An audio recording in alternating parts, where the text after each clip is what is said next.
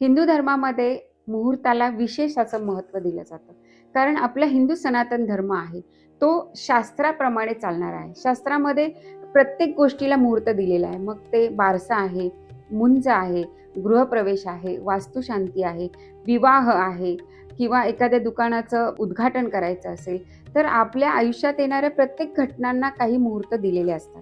मग हे मुहूर्त कसे असतात? तर जेव्हा वास्तुशांतीचा मुहूर्त असतो किंवा गृहप्रवेश असतो, त्यावेळेला पृथ्वीवर अग्नितत्व असावं लागतं किंवा अग्नीचा निवास त्यावेळेला त्या दिवशी असावा लागतो. तेव्हाच तुम्ही वास्तुशांती करू शकता.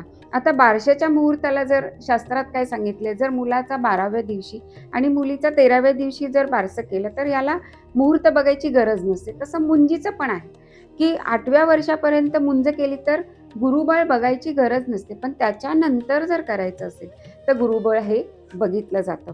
शिवाय बारसं 12व्या किंवा 13व्या दिवशी न करता बघितलं, तर त्या लग्न राशीला, चंद्र राशीला विशिष्ट प्रकारचं ताराबळ, चंद्रबळ असावं लागतं. विवाहासाठी पण आपण असेच मुहूर्त बघतो.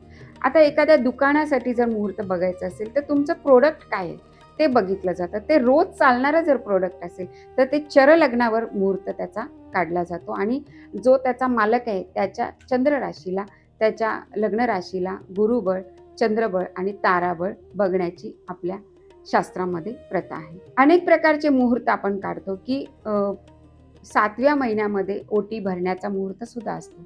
मग महिना 7वा असला तरी त्या येणाऱ्या बाळासाठी तो दिवस किंवा त्या बाळाच्या आईसाठी तिच्या कुंडलीप्रमाणे तो मुहूर्त काढला जातो. अशा अनेक प्रकारचे मुहूर्त आपल्या हिंदू सनातन धर्मसंस्कृतीमध्ये काढले जातात, त्यांना प्राधान्य दिलं जातं आणि त्याप्रमाणे आपण काम करत असतो. जय गजानन.